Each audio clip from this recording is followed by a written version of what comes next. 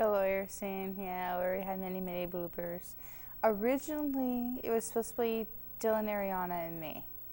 And Dylan was going through some personal stuff, so he couldn't make it.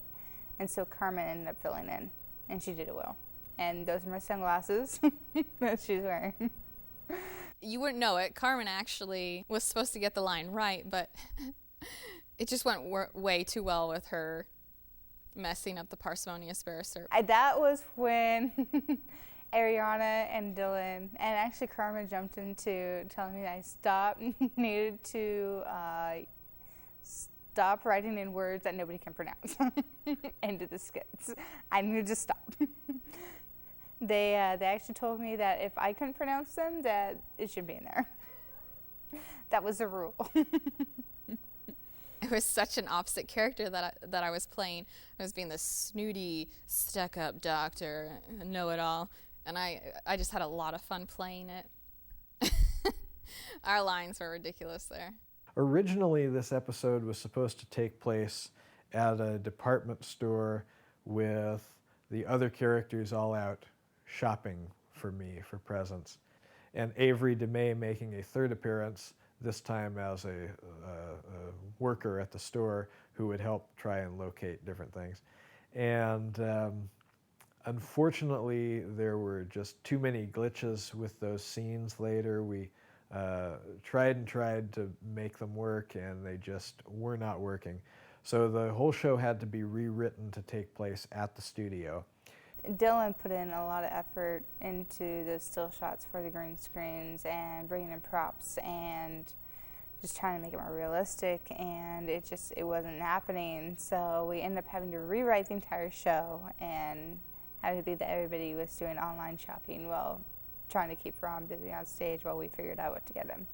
This show was a little disconnected in the fact that part of the time Areana was able to be there and part of the time she wasn't. And Dylan was almost not in the show at all. Right about that time, he had a close relative who passed away, and there was just some other things going on. It was a very difficult time for him. Episode 11 had a lot of, I guess, off-the-camera drama. There was a lot of stuff going on.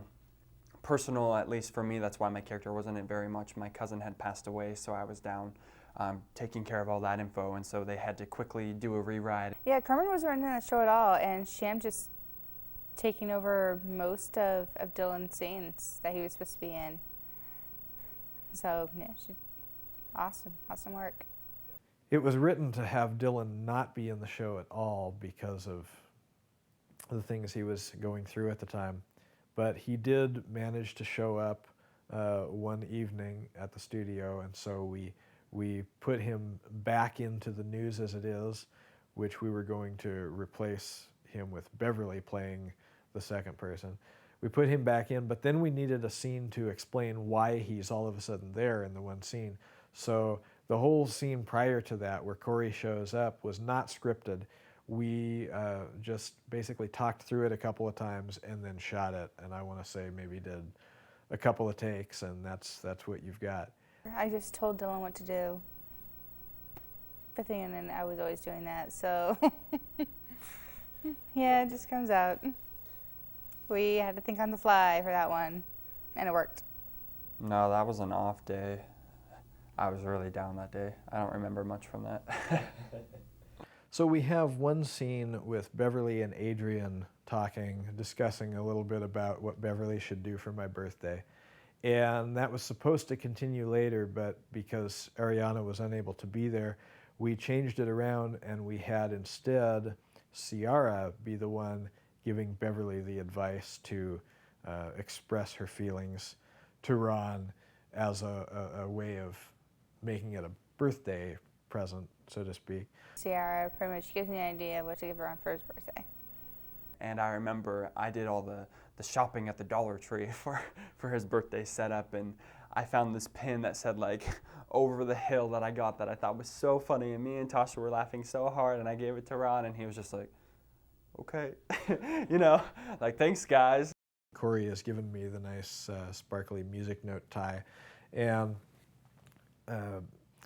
Beverly, kind of shoos him off and then gives me her present. And I suppose that's all I really should say about it at this point. But anyway, it's a major, major, major turning point for the Ron and Beverly storyline. So watch for that.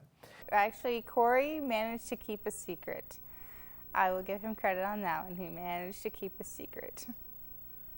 Both the characters kiss. Especially these last episodes, they were just amazing to film and to watch and rehearse and just to reminisce, I guess, about it.